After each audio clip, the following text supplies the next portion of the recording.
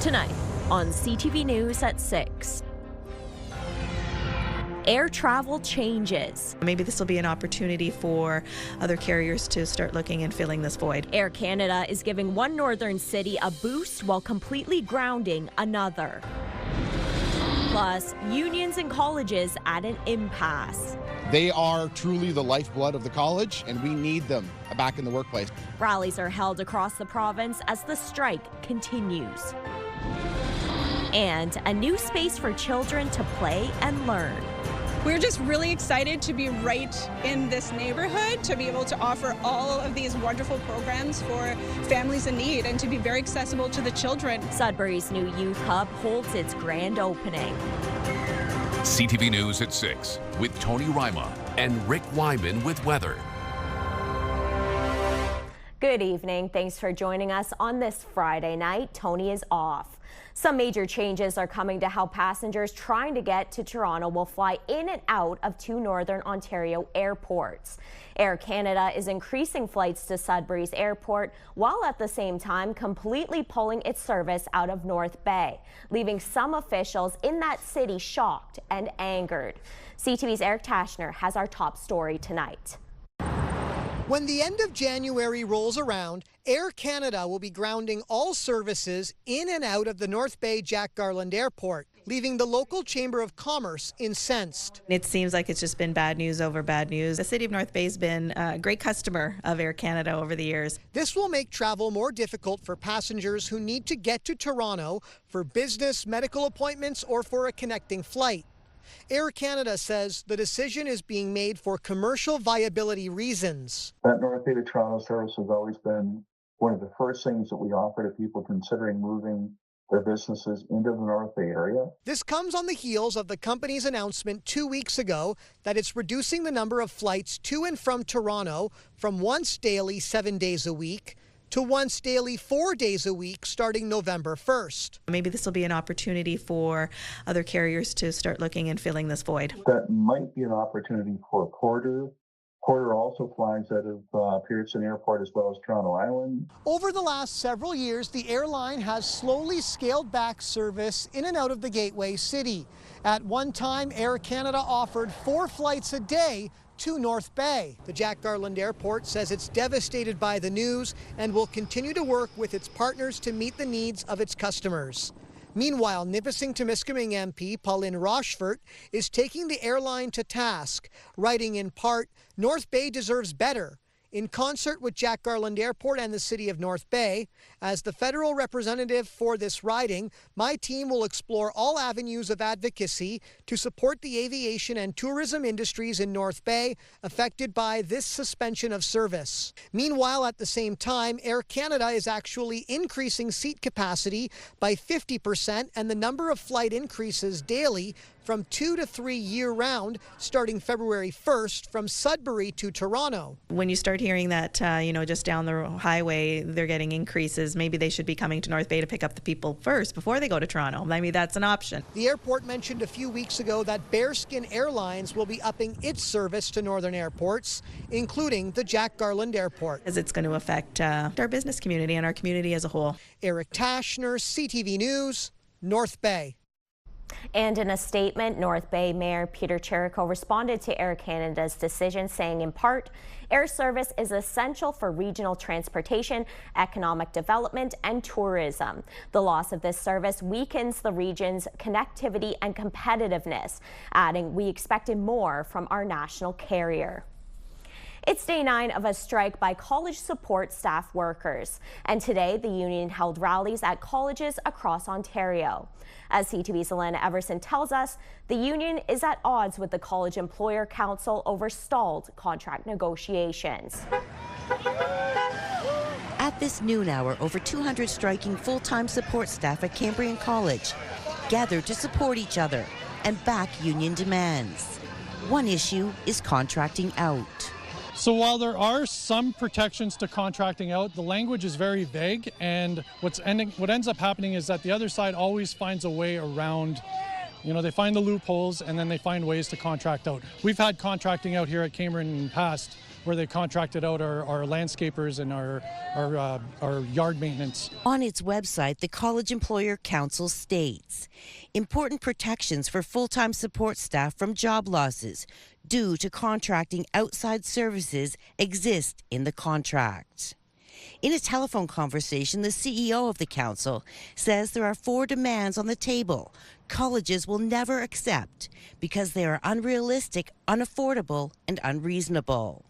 Those include no staff reductions or college shutdowns or mergers. Robert Montgomery represents other OPSU unions at Cambrian for full-time and part-time faculty that are not on strike but came out to show support at the rally. They are truly the lifeblood of the college, and we need them back in the workplace, and we need the College Employer Council to bargain fairly with them and get them back to work to do the job that they need to do. The Union for the Striking Support Workers says there are other issues in the dispute. Making sure that we don't end up with split shifts. There are some concessions that the college side has always tried to offer or put up, and we don't want those concessions. We fought for years to gain some of these benefits that we have, and we don't want to lose them. At this point, both sides remain far apart on a number of issues, but both say they want to resolve the bargaining stalemate. Alana Everson, CTV News, Sudbury. Greater Sudbury's Environmental Services says the local green cart program, which collects compostable waste, is significantly underutilized. CTV's Madison Marier has that story. The Green Cart program was introduced to Sudbury in 2009, and by 2021, participation grew to around 45%. However, since then, participation has flatlined, according to Environmental Services. There still remains a lot of potential for our organics program. It continues to be underutilized. Councillors are discouraged to learn that some Sudburyans are not utilizing the service. It was disappointing to see that there hasn't been an increase or uptake in green bins. It would really be nice to see more people start using it. Our landfill site is nearing, although it sounds a long way off, nearing its capacity.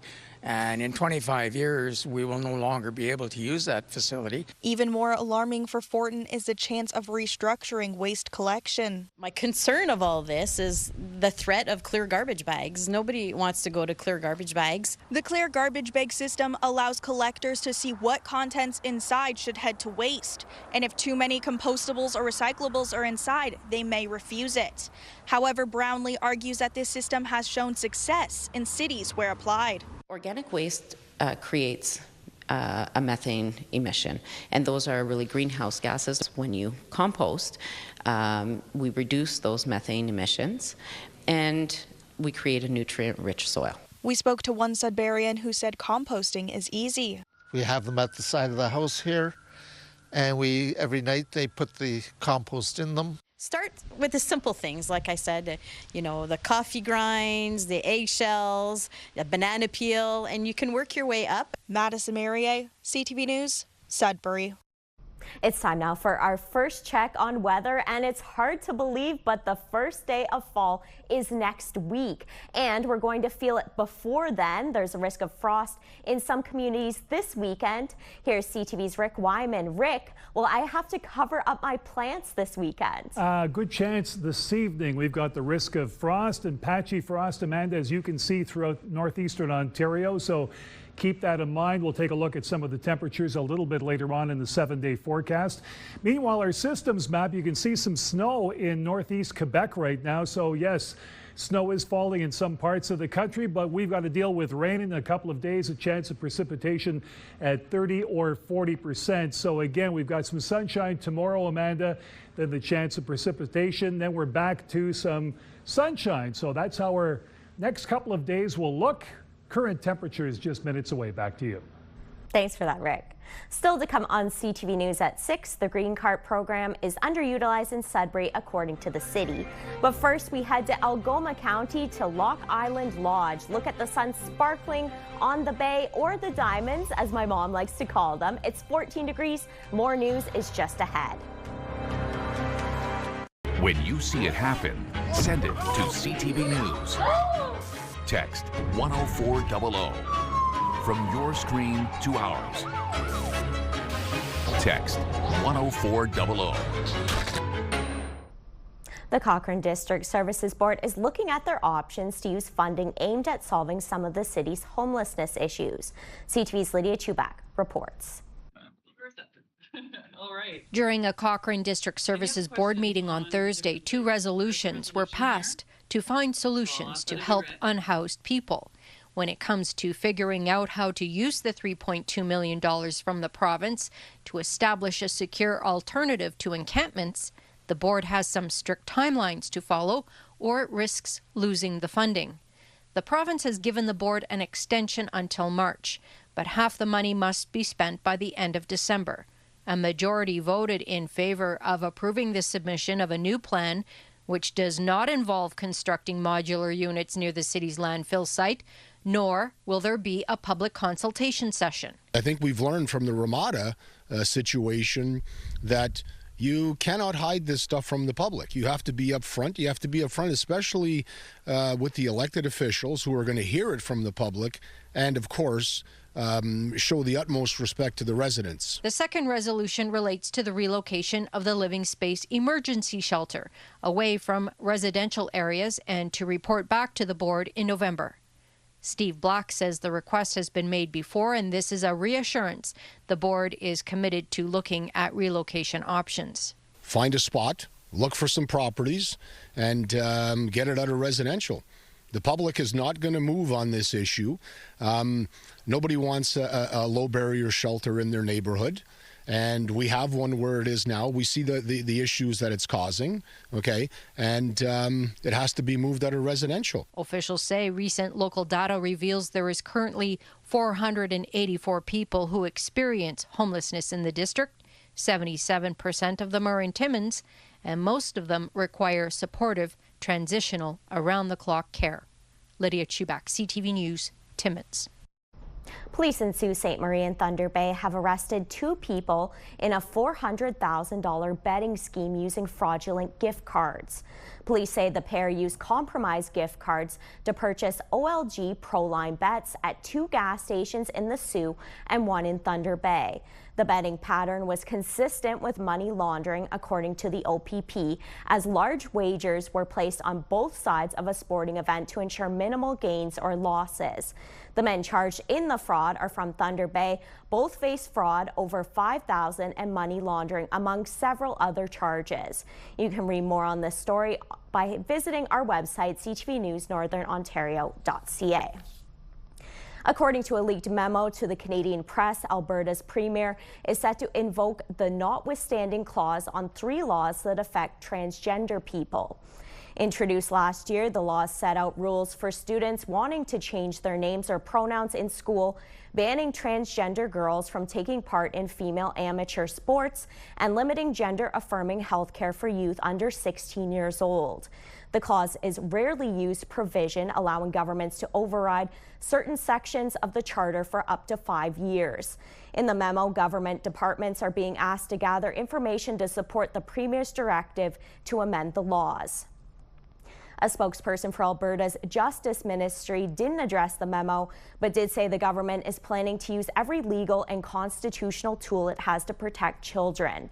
The notwithstanding clause would need to go through the Alberta legislature, which could happen next month. Ontario's police chiefs are voicing support for speed cameras following Premier Doug Ford's threats to scrap them. The Ontario Association of Chiefs of Police says the cameras are effective.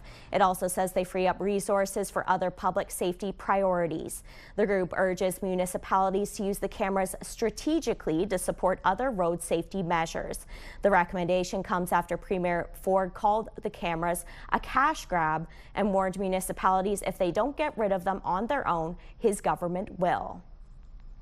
Back now for a check on the current conditions with Rick Wyman. And Rick, I was enjoying the sunshine and comfortable temperatures out there today. How's it looking right now? Okay, so when you're finished just after 7, Amanda, you may be able to enjoy a beautiful evening for about a half hour or so. Don't forget, it gets dark early, but it is nice.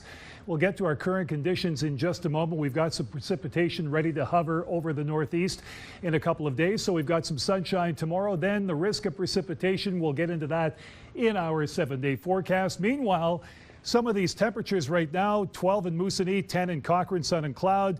Timmins 12, Kapuskasing, okay, 13 degrees. Loads of sunshine this evening compared to the last couple of nights. 13 in Chapleau, 16 in Wawa, 19 in the Sioux. A look now at Parry Sound, 18, more sunshine there. In North Bay, 14, Timiskaming Shores 12, sun and cloud in Kirkland Lake at 11. Here we go. Sudbury Nickel Belt 16 with the sun, Espanola 17, Elliott Lake 17, and Gore Bay 18. So how about those numbers, Amanda? Nothing but sunshine. You could say literally walking on sunshine. We'll take a look at the 7-day forecast and, of course, our illustrious pick of the day coming up in just a couple of moments. Back to you. I love that. Thanks, Rick. Next on CTV News at 6. Canada and Mexico agreed to a partnership in the wake of U.S. tariffs. And Canada is introducing anti-hate legislation, making it easier for police to lay charges.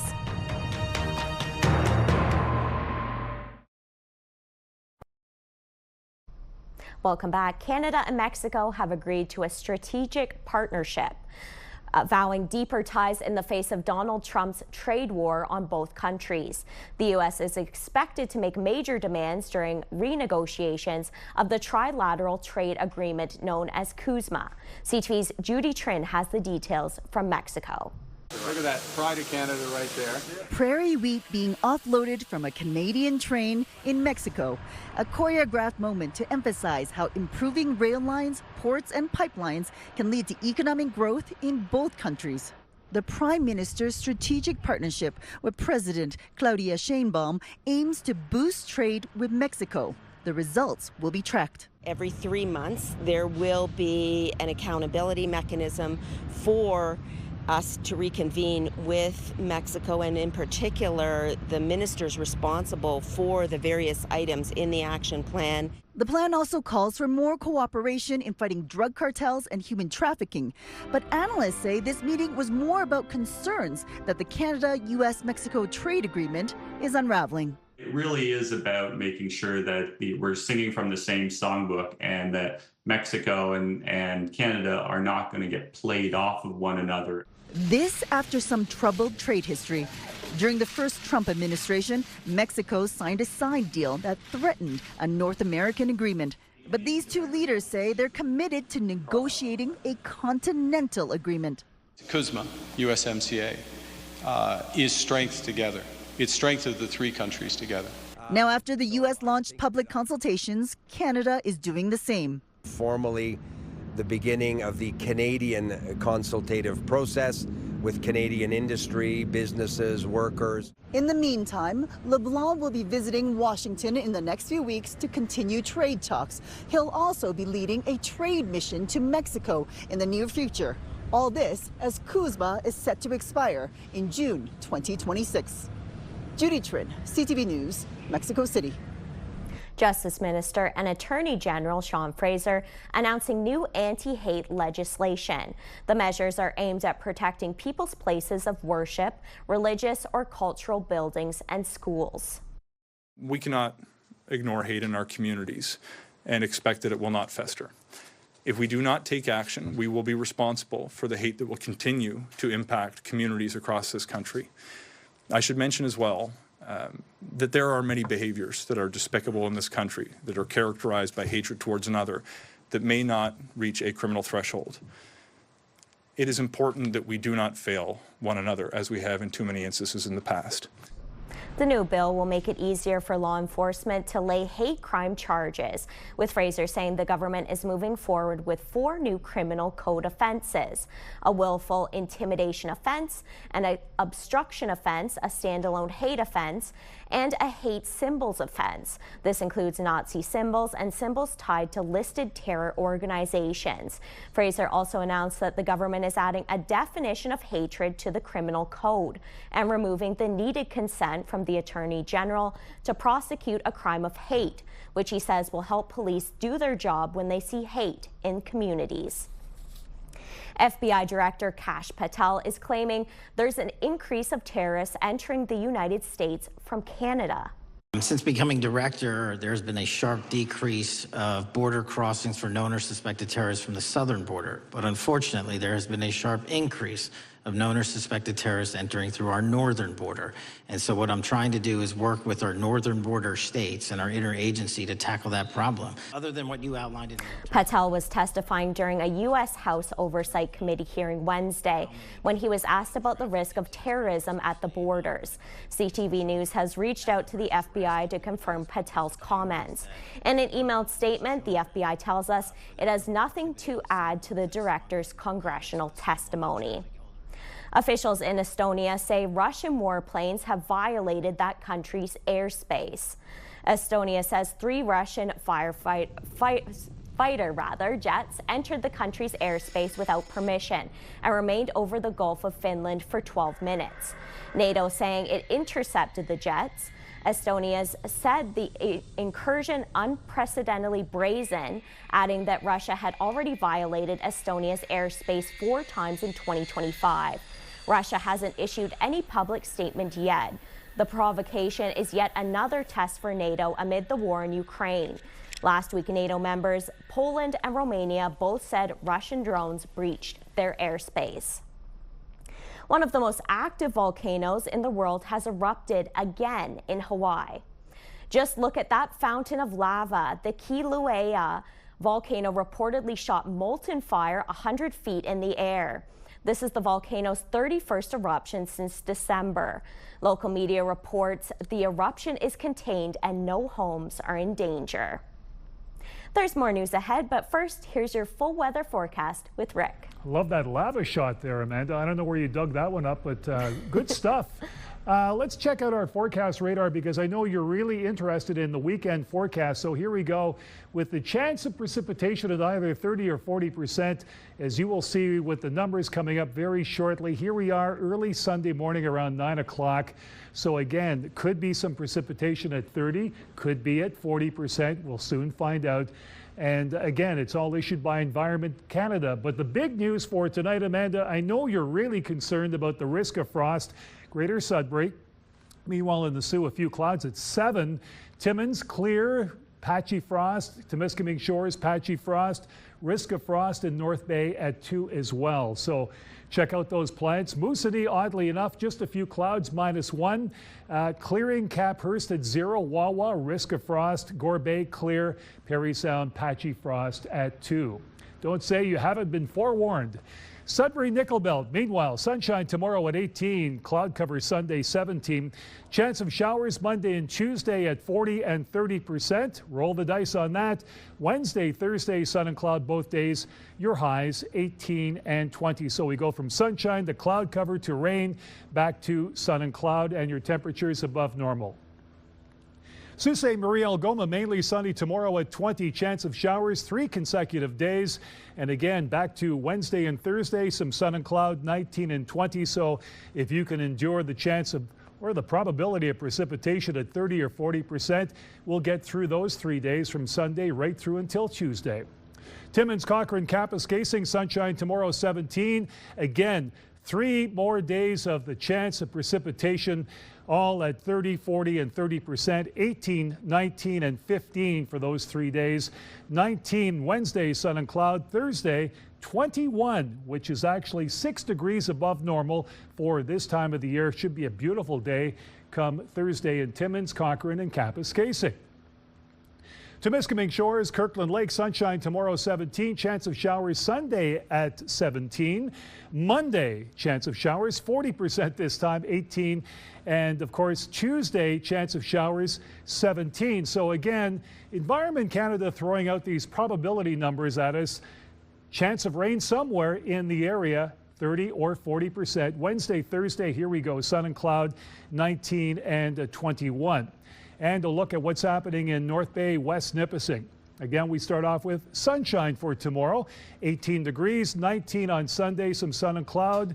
Monday, Tuesday, we got the chance of showers, 40 and 30%. Some nice numbers here, though, 21 and 18, all above normal. Then we revert back to Wednesday, Thursday. We've got sun and cloud, 18 and 19. Again, a few degrees above normal for this time of the year. So pretty well a similar forecast that what we've got going throughout the entire Northeast, starting off with sunshine, going into the probability of precipitation, back to sunshine or sun and cloud over the course of the next 6 and 7 days. And now, ladies and gentlemen, your pick of the day.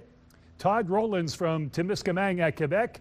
Beautiful shot, fog in the morning, rising above. That's a great picture there, Todd. I appreciate that. Always enjoy your entries. And again, perhaps your pick could be on the pick of the day coming up next week when I'm back doing this again. Stick around. Amanda has more news coming up after the break.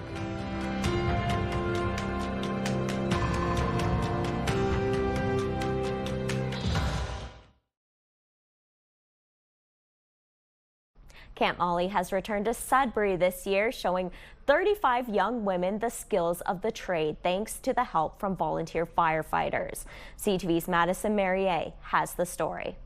The camp is named after Molly Williams, a black woman who was enslaved in New York City, who was recognized as the first female fighter in 1818. Today, her legacy lives on in Camp Molly, showing young women aged 13 to 17 they can break through stereotypes and do whatever they set their minds to. Young women that tell us that they've been told, whether it's guidance counselor or parents or friends, you're not tall enough, you're not strong enough. It's a job for men, it's not for women. I'm living proof that it's a job for women. Campers say that the experience has been eye-opening to all of the different aspects of fire services, and they are happy to meet like-minded women and girls. It feels really empowering, and just to be able to do it and know that I have people that have my back and want me to do it as well, and other girls that will go alongside me into the fire world. I've made so many friends. My group is amazing. There's people from everywhere, and I've gotten to talk to dozens of people about the whole firefighting thing, and it's great that all these women would like to go into firefighting. It's nice because there's people from all over, not just Sudbury or anything, so everyone's been super nice, and they seem really hyped and happy to be here. This is the second time Camp Molly has happened in Azilda, and Bel Air hopes to see it back again in the future. If we change the way one woman feels about herself or the way she sees herself, then the camp is a success in my mind. Madison Marier, CTV News, Azilda. A new youth hub for young children and their families is now officially open in New Sudbury. 2, 3. There was a ribbon cutting Thursday afternoon to celebrate the grand opening of the Place Hudibis Community Hub Early On Child and Family Center. The city is providing the building to Our Children, Our Future to offer resources to families and a place for children 6 and under to play and learn. We're just really excited to be right in this neighborhood, to be able to offer all of these wonderful programs for families in need and to be very accessible to the children and give them a safe place to go. Just very welcoming with great staff. It's extremely important that will allow some empowerment, allow some opportunities for the children to learn and develop and get that sense of empowerment for themselves and self-esteem. Officials with Our Children, Our Future say the hub also offers a place of connection for children and families. An event in Sudbury tonight will be all about enjoying some laughs for a good cause. The third season of Yuck Yuck's comedy shows will get underway at the Radisson Hotel. Officials with the Sudbury Food Bank will be on hand collecting donations to help individuals and families in the community facing food insecurity. International comedy star Sean Collins, along with 2 other comedians, will take the stage. The doors open at 7 p.m. History, heritage, and voice. That's what town criers from all over the world brought to Nova Scotia today. CTV's Emma Convey heard it all at the international competition. Oh yay! Oh yay! Oh yay! A phrase shouted loud and clear today in the town of New Glasgow, where 15 criers from all over the world are ready to be put to the test. We've got town criers from England, from Ontario, British Columbia, Nova Scotia, the United States. It's great. It's an international event, and we're very proud of it. James Stewart has been New Glasgow's town crier for 33 years and has won many awards himself, including the Nova Scotia Guild Championship in 2011 and 2018. He says this year is the perfect year to host the competition. We're, kind of a bunch of introverted extroverts that you know, when we put our uniforms on or our livery, and everything just kind of changes and people find you more accessible. It's our 150th birthday. We thought, yeah, this is a good year to really get into it. And so we've been planning this for most of the year. And of course, with the expertise of Jim, it's come together. A first of its kind here in New Glasgow, starting with a parade and a home cry today to an open cry and theme cry on Saturday. The winners will be announced throughout the weekend. Whether it's a flag raising, a music festival, or a small reception for the town, we always include the town crier because it keeps not only to our Scottish roots, he's able to celebrate all of the blend of multiculturalism that we have in New Glasgow. For some, today marked their first competition, while others have traveled the world and won many times over. I'm here promoting Provincetown as the most free and accepting part of the United States of America. I get to raise my voice literally for the Down Syndrome Society and its community as well. Nothing nicer than go around, we get to brag about our communities, act as ambassadors. Carrying on a tradition and a message that rings true no matter where they're from. Emma Convey, CTV News, New Glasgow, Nova Scotia. You could say it's a story about puppy love and how one man is going the extra mile to spread joy as he takes his daily walks with his wiener dog. A duo getting plenty of double takes. With more on why, here's CTV's John Benavalli-Rao. Do you want to go for a walk? That's the question Rich Lutchford loves to ask his best friend Maya, a tiny dachshund whose daily walks involve more than the usual gear. Go on then, let's go. Because Lutchford, hoping to fetch some smiles, aiming to turn heads with an inflatable suit that has nothing to do with Halloween. Just thought it would be funny. Lutchford, who works as a roofer, simply started regularly walking Maya in public dressed like this. A wiener dog walking a wiener dog. People kind of look at me like, what is this? Other people are smiling, and I point at them and say, that's what it's all about. That smile. Have a great day. Yes! Have a great day! Lutchford hoping to add some levity to a world that could use it right now. Yeah! And this, the kind of response he gets everywhere he goes. I've had literally people scream, stop, say, oh my gosh, and then drive off. And of course, everyone wants a picture. What do you love about it? Everything. How he's walking his dog like that. I love it. I think it's great. Lutchford also posting videos of himself doing things like going to the dog park and wandering through a grocery store. All sorts of local groups are now asking him to make appearances. The mayor of neighboring Whitby noticed and awarded him a certificate acknowledging the joy he was bringing to others. I thought it was pretty cool. So what does Maya think of it all? Lutchford says she gets excited when he puts on the suit. I think she likes me more as a dog than as a human. And Lutchford, he plans to keep on warming as many hearts as he can, leaving his mark one smile at a time. John Benavalli-Rao, CTV News, Oshawa, Ontario. That story made my entire day. That was fantastic. Still ahead tonight on CTV News at 6. It's the final weekend of CineFest, and a series of local short films will be showcased. Details next.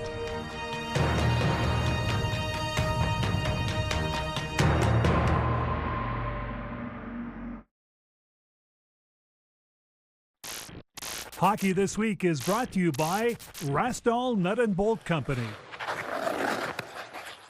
Welcome back to another season of Hockey This Week. We start with a special in-studio guest and Dr. Mo St. Martin of Sudbury, who can only be described as a lifelong fan of the Montreal Canadiens. Now, he wants to right what he perceives as a wrong in team history by having Coniston native Toe Blake's jersey raised to hang from the rafters at the Bell Centre.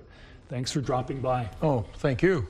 Now, thanks for sharing more on your campaign. So when did you first realize that something was amiss? Well, two of my brothers and I went to see a Habs game, November 18th, 2024, against McDavid and the Oilers. We win 3-0, visited the press box. state of the art. And from there you see the rafters and all of the jerseys hanging. But something was missing. Something was missing. Elmer Locke was there. Rocket Richard was there. But the other member of the punchline, Toe Blake, wasn't there, despite a storied 13-year career as a hockey player, not as a coach, as a hockey player. So it just got me going. And at the end of the tour, I asked our tour guide, who was a retired high school teacher, I said, you know what, I need to start a petition and get his jersey retired. Okay, now, you've compiled massive statistics on Toe's accomplishments, not as a coach, but as a player. What does this say about him? It says that he's an amazing hockey player. He was voted to the top 100 of 1917 to 2017 players. 33 players were taken from the first 50 years, 67 from the second. He was number 66. What kind of reaction are you getting from people that you've reached out to? Everybody is just in shock, and they wonder what he might have done to piss off the Montreal organization. And in fact, he didn't. He went from a hockey player to an excellent coach, and I think his coaching career eclipsed some of the hockey statistics, and people have kind of forgotten about that part of things. Okay, so what can be done by the public, by the community, by Greater Sudbury to right this wrong?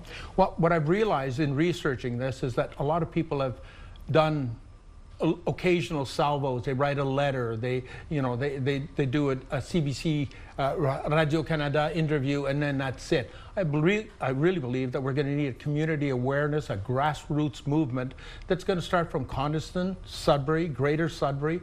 I've already had a meeting with the mayor, Honorable Paul Lefebvre, and the deputy mayor, Al Sizer, a couple of councillors for the area. And they've all given us, or given me my support and need to explore this further. We're going to have community rising to get this going. Thanks for dropping by and good luck. It's my pleasure. Thank you. As a lifelong Montreal Canadiens fan, I can agree. Dr. Mo St. Martin of Sudbury is my guest on tonight's edition of Hockey This Week. Please join us next Friday at this same time. A look around the north at the OHL. Last night, the Battalion opened their season with a 4-2 victory over last year's Eastern Conference champs, the Oshawa Generals. Brant Harper got a goal and tallied an assist on the game winner. And with that win under their belt, the troops march on to Sudbury to open the Sudbury Wolves season, while the Sioux Greyhounds face off against the Saginaw Spirit. Both games start at 7 p.m. And if you're in downtown Sudbury tonight for the game, keep your eyes to the skies. The city will be flying a drone to review parking patterns as part of an update to the downtown Sudbury strategic parking plan. The photos will allow the city to understand high and low parking demand to ensure supply meets the demand of the community.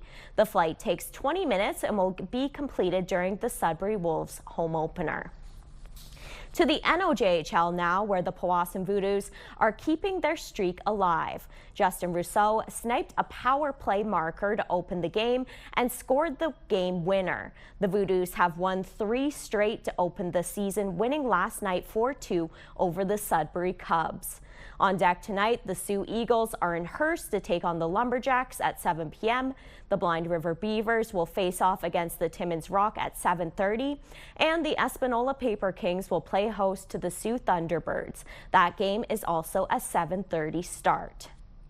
Actor Ryan Reynolds has been given Vancouver's highest honor, the Freedom of the City Award. The Deadpool star and Vancouver native was given the honor during a private ceremony at Vancouver City Hall on Thursday. The award is given to people or groups who have made a lasting impact on Vancouver. Reynolds said he was deeply grateful to be recognized by the city that gave him his start. We're entering the final weekend of CineFest, and there are still more great films to see, including the CTV Best in Shorts tomorrow at noon. There are 9 short films on tap with submissions from Sudbury, North Bay, Chapleau, the Goulet River, Sault Ste. Marie, and Thunder Bay. The annual film competition encourages Northern Ontario filmmakers to submit their work to compete for a variety of cash prizes up to $1,500. Cinefest says it received over 70 submissions this year, and the film screenings start tomorrow at noon, as mentioned. Cinefest wraps up on Sunday. The final season of hit series Outlander is set to begin, along with season 2 of The Diplomat. Rick Damigella has that and more in tonight's Hollywood Report. 2 generations of magicians brought together for a reason. The 4 Horsemen return. The illusionists team up with a group of younger recruits for a new heist in Now You See Me, Now You Don't. The franchise's beloved ensemble returns for the sequel, which will appear in theaters starting November 14th. How many times do you have to watch her shove you in front of a moving train? A West Wing reunion on The Diplomat. This is your first look at season 3 of the acclaimed drama series, which sees Bradley Whitford join Allison Janney and Kerry Russell.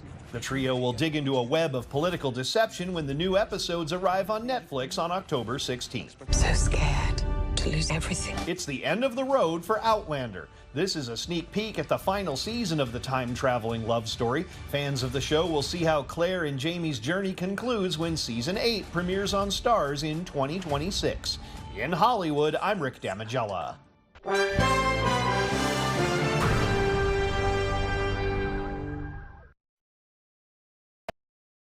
While Canadians may be avoiding leisure visits to the U.S., new data shows the amount of corporate travel is mostly unchanged. Despite political tensions between the two countries, data from SAP Concourse suggests Canadian business travel to the U.S. in the first half of this year remained consistent with last year's levels.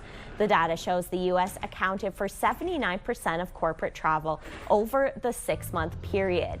Canada was also shown to be the #1 corporate travel destination from the U.S. Retail sales were down in 5 provinces in July. BNN Bloomberg's Mirella Fernandez has more on that and other business headlines. Overall, retail sales dropped in July, coming in just under $70 billion.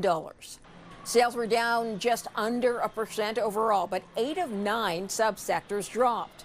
Consumers scaled back on buying clothing and accessories, sales dropping about 3% there. Sales at grocery stores dropped 2.5%. Here's a look at how the trading day ended. The Canadian dollar's up to 72.53. West Texas Intermediate is down to 62.70. Western Canadian Select is unchanged today at 51.55. And the TSX shot up more than 300 points today for another record close at 29,768. Those are your business headlines. I'm Mirella Fernandez. Here are the current prices for some key commodities we watch. Gold is up 38.66, closing the day at 36.8297 US an ounce. Silver is up $1.16. Copper is up a penny, and nickel remains steady, ending the day at $6.83 US a pound. And now it's time for one last look at the weather, what Saturday is going to be looking like. Let's get into it, starting with Sudbury. Timmins and Sault Ste. Marie, we've got sunny skies across the board between 17 to 20 degrees. And beautiful day there for your Saturday. And for North Bay, Parry Sound and Temiskaming Shores, wall-to-wall sunshine, comfortable conditions as well, 17 to 19 degrees. A lucky winner from Hanmer in Sudbury has taken home $100,000. Jason Berriot won the top prize playing Instant Bingo Doubler. Berriot says he'll be setting the money aside for retirement, adding that he has everything he wants and is just grateful for the win. Congratulations. And finally for us tonight, a stowaway cat has been reunited with his family on Vancouver Island after accidentally hitching a ride to Calgary. Risha Andrews first noticed Sherman was missing from their home last week and alerted her neighbors. A few minutes later, one of them got a frantic call from their daughter, who had just moved to Calgary and found a cat in the back of their U-Haul. Luckily, a relative was booked to fly back to the island the next day and was able to bring Sherman back to his family. And that's all the time we have tonight. Thanks for spending a bit of your Friday night with us. Angela Gemmell will be in for our late show. Make sure you tune in. And because the first day of fall is just around the corner, we'll leave you with a song about a piece of clothing we'll probably be wearing a lot more as the temperatures dip. Have an amazing weekend. Good night.